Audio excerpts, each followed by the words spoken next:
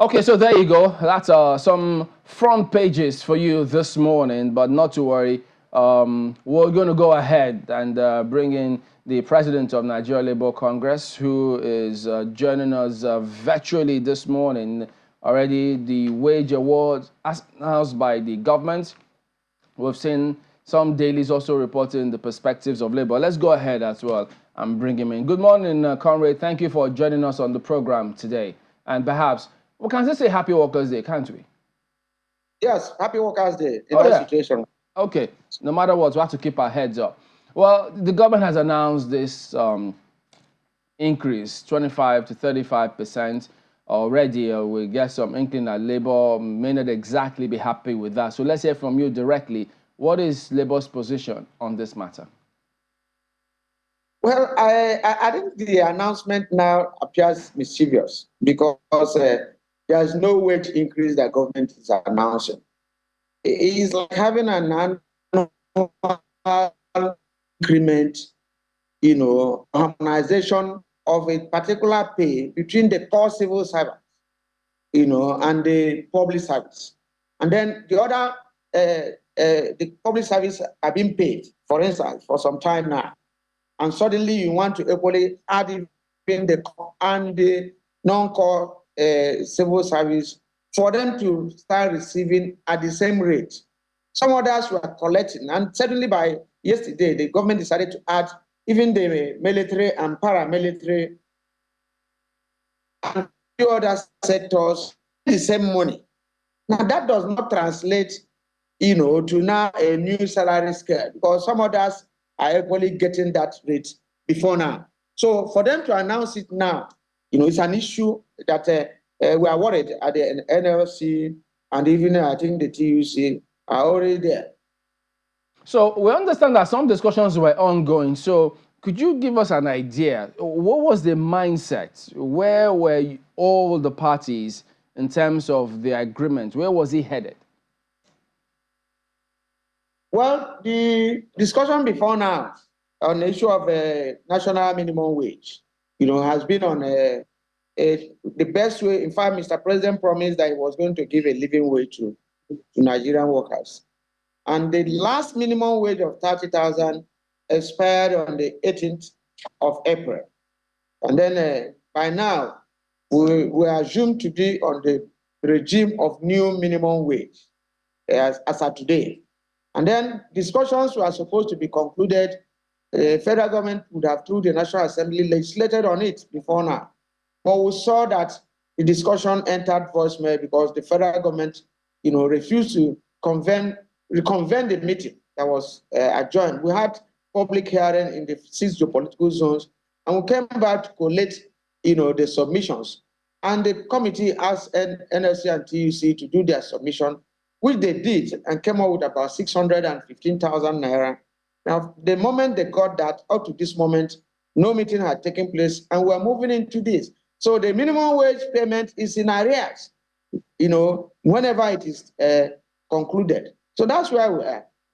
Well, I understand that Labour was still asking for living wage. What would living wage mean?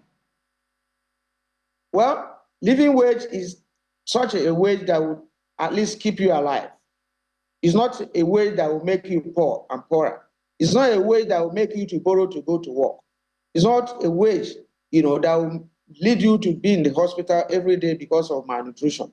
That's what we mean by living wage. How much? And we have tried to look at 615,000. If you want me to give you a breakdown, I'll give you a breakdown. Go ahead. Yes, we will ask for a housing and accommodation of 40,000 naira. I will ask for electricity of 20,000. Of course, that was before the current tariff increase. Nobody can spend even this amount currently. We look at utility that is about 10,000 naira. We look at kerosene and gas of about 25, 35,000. Look at food, for a family of 6. We looked at a food of 9,000, for them in a day. It's like that will amount for 30 days. We are talking about 270,000. Look at medical, 50,000, provided there will be no surgery or whatever. And then clothing, 20,000, We looked at education, 50,000. I don't know, for those that try to put their children in a private school, they will not be able to be covered by this. And sanitation of 10,000. So I think where we have another bulk of the money is transportation, because the workers stay in fringes. And because of the cost of PMS and whatever, that amounted to 110. And that brought the whole thing to 615,000. And I want anybody to subject this to any further investigation and find out whether there will be any savings when you pay somebody on this rate. Well, I don't even know where to start, Mr. Ajaero. Let me start again by wishing you a happy Workers' Day. I like your outfit. I mean, I like the fact that every May Day, workers usually have, no matter how deary it seems, no matter how bleak or whatever the quarrel might be or disagreements might be with the employers, I always like the fact that Labour always makes a showing that day in the outfits that they choose. Textile union. Yeah, the textile union is working, certainly. This fabric is made in Nigeria, isn't it? It's Nigeria. It is made in Nigeria. And I like the fact that all workers who come to the square, they usually have different uniforms. How does the NLC pick its own? Well, we just have a committee that meets and decide on the best fabric for us, because this is our Christmas day for every worker in the country. Indeed, it is. It is very colorful. It is very colorful indeed. But so also is the minimum wage that Labour is asking for. It's a very colorful one. If government can implement it, I mean, certainly everyone should be looking at how people can have a decent wage, something that can actually keep them going, something that makes it worth their while to be at work. I know that before now, you had proposed ₦1 million. You had even said ₦1 million, might be around where minimum wage should be. But it does appear that you've gone back now to look again at the numbers, and you've come to something around 635,000, you said? 615,000. 615,000. Okay, I was taking notes as you were doing the breakdown. But there are big questions as to first, how minimum wage is decided, the kinds of workers we should encourage to be on a minimum wage level, because when you look at the kinds of work that is being done around that minimum wage, what a country should be aspiring to see is that its workers are, productive, its workers are well educated, they all can get, how do I put it now? They all can get a better source of income, etc. They are not just at that level. This should be for people who maybe, have no way to get an education, etc., etc. I don't know, from your own thinking, when you look at minimum wage, who do you think are the workers that should be on this level? Have you really given a thought? Well, the minimum wage is a universal practice. It's not just Nigeria. And there's a standard by the ILO. And for some time now, there has been a struggle for us to widen the scope of it, up to domestic workers, what we call domestic servants. The ILO legislated on it. Yes, it is the least that you pay to any worker, those that are down there. And what I mentioned here now, what I read out to you, in fact, if you take the issue of even accommodation of 40,000, that will give you close to about 400 and something thousand, which you can get in somewhere down there for a room and whether a room and parlor or a room, with toilet and bedroom, for a family of 6, those are the people that are down. Unless we are trying to make a provision for those that will live under the bridges, but that's not it. But somebody must stay in a room. This provision is not for somebody that will stay in a flat, all that I read out now. And these are the realities of the moment, the people that are down there. So I felt that in analyzing it, took into cognizance, that these are the least paid workers that will get this, But then as people grow up, they graduate. if you are to take this to somebody that will live in a flat or in a duplex, you get a different scenario. And it's important, we look at it from that angle. And you mentioned the issue of 1 million. When you mentioned the issue of 1 million. Mr. Joe, Comrade, let me just hold you a bit. Just let our viewers who are currently viewing on our DSTV platform know that we're about to launch the platform, which has been hosted by the Covenant Nation, and that will be airing on our DSTV platforms and perhaps some of our online platforms. The conversation continues on our terrestrial platform. It does continue on our terrestrial platform, and you might be able to see this later at 1 a.m. This conversation will be going on. The Covenant Christian Nation will be going on all platforms. Thank you. Mr. Comrade, you are saying something, given the explanation about the minimum wage, the 1 million naira which you were talking about, and what it was supposed to cater to and not cater to. And you say it's an international practice.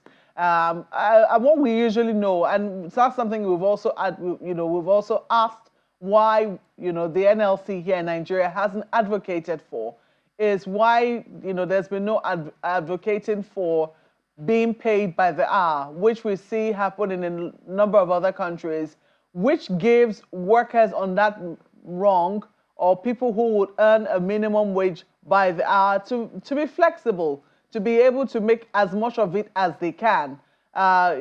We see the practice, at least in most Western nations, wages being paid. In Canada, it's paid by the hour. In the UK, it's paid by the hour. In the United States, it's paid by the hour. In many European countries, minimum wage is done by the hour. But in Nigeria, it's usually advocated for on a monthly basis. Why does it remain difficult to advocate that workers? Because some people will say it gives them more flexibility. That way, they will be able to finish a task somewhere. They are not held there. They can go and earn more money elsewhere. No, I don't think that's far from it. You see, in terms of what, if you pay people 600 now, you can reduce it to hours. What it amounts to per hour, whether it amounts to 50 kobo or 1,000 per hour, you can do that. I don't think that's where the issue of flexibility comes in. The issue of flexibility from what you are saying is that, you can get work for 2 weeks in a place, and then you go to somewhere, or you can work for a place for 2 hours or 3 hours. I think that's where the hours come in, not in terms of the payment. You can be working in NITEL or in MTN, and today you have only 2 hours to do work there. And at the same time, another office you can work even in a bank where you equally put in another 5 hours. And at the end of the month, you collect money here, you collect money here. It's possible, it's doable. But even at that, even getting a work, a high unemployment level in the country, getting a work even for 1 hour in MTN or even in any bank or whatever has been at the center of the issue. And if you look at it, Nigerian workers, like you asked before, are highly trained. And that's why we are crying of brain drain. The ones that were able to leave this country are doing well and they're in high demand. So if we are to bring it back there, because every country determines, how they pay their wage. In the US and other areas, they still pay people every 2 weeks, their salaries. Here we wait for month end. So even the month end, here, they don't even, in some places, they don't pay. Months, 2 months, 3 months, they don't pay. So I think it's the efficiency of the country, in terms of wage management and employer-employee relationship that can determine whether instead of paying salary in a month, you pay it every week. Whether instead of working in one place, you can work in 4 or 5 places, which is more or less not permanent, but you work, occasionally here, occasionally here, and you get your money, you make some money. And that has to do with even some level of professionalism and expertise.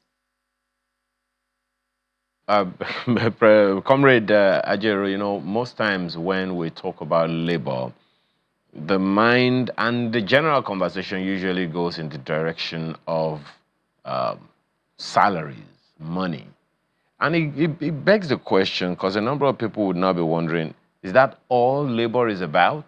Just salaries and welfare of their workers? Exactly what other issues should we be focusing on May Day, it's Workers' Day, and as well as what should those issues, how should those issues reflect on the federal government, state governments, and private sector operators who have employees? Is that a question or comment? It is a question.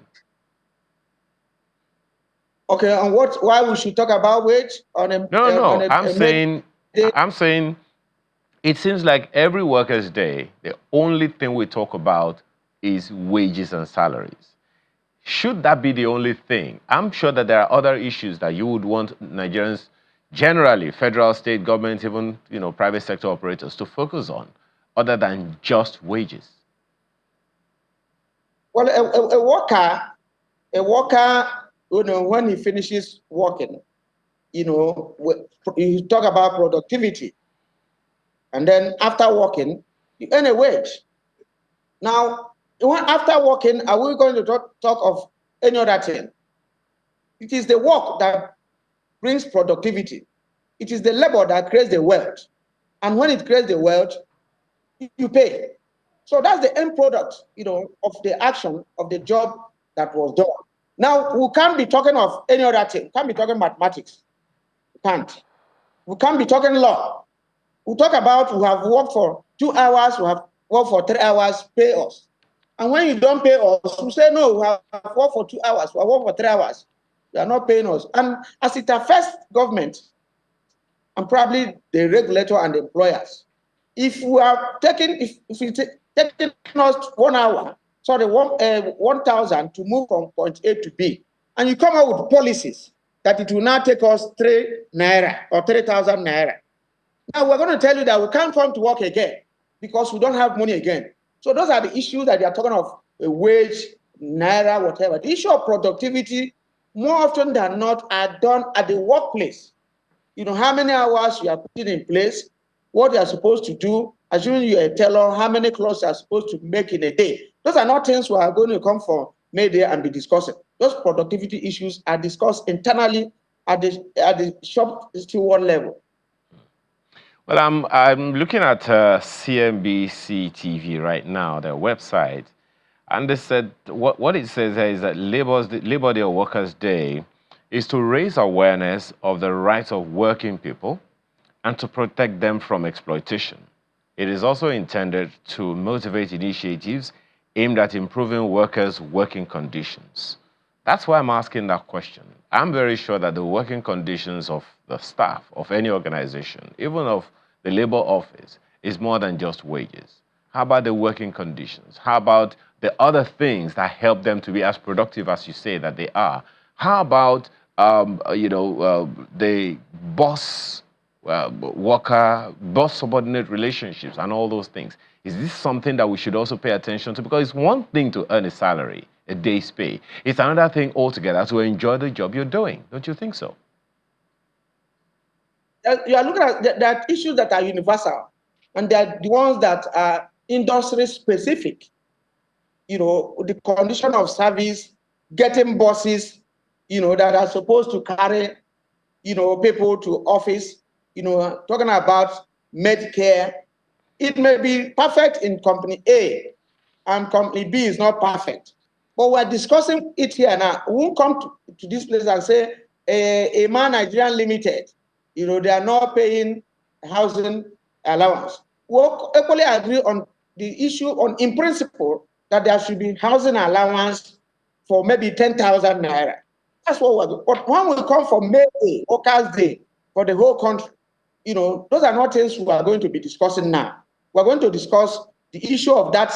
The welfare you are talking of invariably ends in wages, and the worker getting his wage, worker getting his Medicare, worker getting his transportation, and all that. Those are some of the issues that we look at holistically. We're not going to come here now to say compensation did not pay, compensation did not pay. Yes, they exist, but we aggregate all the ones and bring it to the fore. But at the center of it is the wage.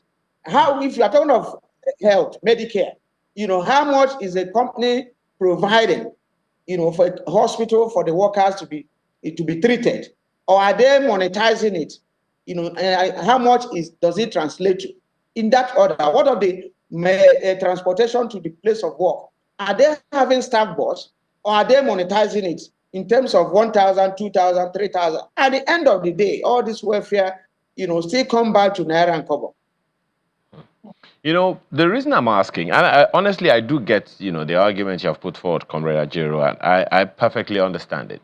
But the reason I'm asking this question is to let people know that the Nigeria Labour Congress is a lot more than just asking for wages. The Nigeria Labour Congress is also about productivity, not just of their workers, but of the organization. Because when an organization makes enough money, when the country makes enough money, when the workers are as productive as they should be, or even more productive than they're expected to be, it is natural to expect that labor doesn't have to go on strike or even make demands before salaries are increased. The Lagos State government's example, for instance, is one. That's why I'm asking that question.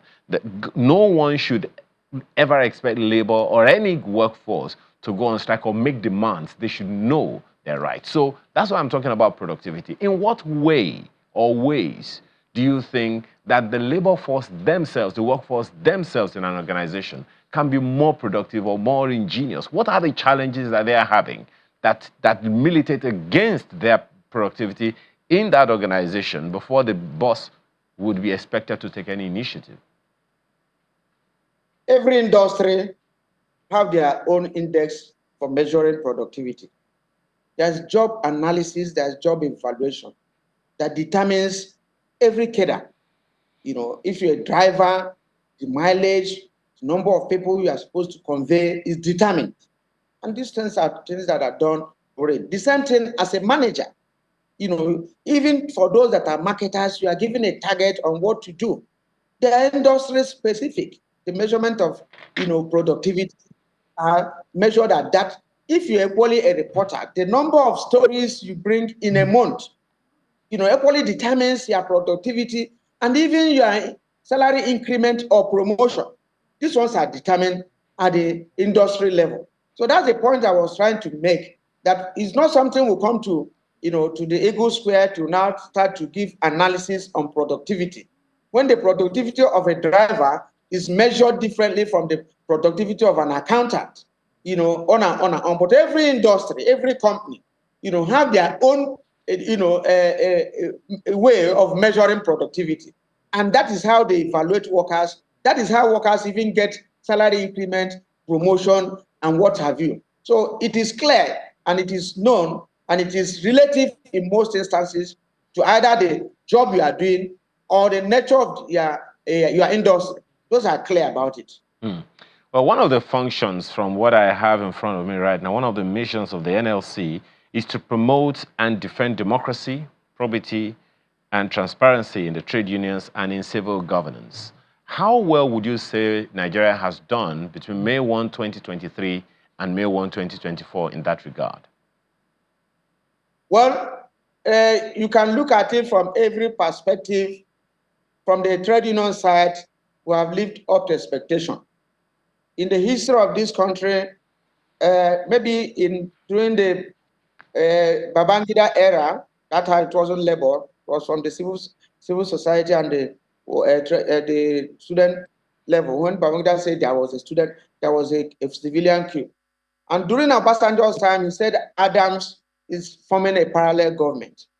And in the last few months, the president of this country came out to say we should wait for him in 2027. You can't just wish away that you can. And I tell you that at every instance, despite all odds, despite barriers of court injunctions and ways of trying to clip the hands of labor, despite attacks and abduction of labor leaders like some of us, we have stood our ground. Despite threats, the last protest and rally you saw, it was a direct protest. If you come out tomorrow, you have a date with history. And we came out. So we're going to do our best to make sure that we protect democracy. And even when we protest, it's for the government to accept the other view. It's for them to know the other view. It's not for destructive purposes. So those are some of the tenets of democracy. Protest, having another view, having alternate views. And labor has not been found wanting on this. So, but it is not our duty, to now pay somebody a salary of what he needs. It's not our duty equally to provide vehicles that will fly the roads. But through our advocacy and agitation, some of those things are done. That is what you are seeing, and we have not abdicated in that responsibility. So now that government has made this announcement, is Labour going to say, well, rescind it, increase it, remove other persons who you've joined, or come back to the table? What next, moving forward? What government announcement they made is like a circular in the ministry that says we are paying 20 people and 5 departments before this amount. This amount is now, we are trying to add maybe 2 other departments or the remaining departments and the remaining people this amount. This coherence is what is happening in the civil service, but they have now added the cost civil service. It is not wage review. It is not minimum wage. It is nothing. The minimum wage affects those in private and public sector. You know, that is exactly what has happened. In their last exercise, they didn't add those in the paramilitary and few other places. So they added them. And the unions have been advocating for this in the last 4 years when they were paying some sectors without these other ones. Now they decided to announce that they are going to pay the other sectors. It has nothing to do with the wage configuration in the country. All right, Comrade Ajaero, President of Nigeria Labour Congress, thank you for your time this morning. Thank you very much. All right.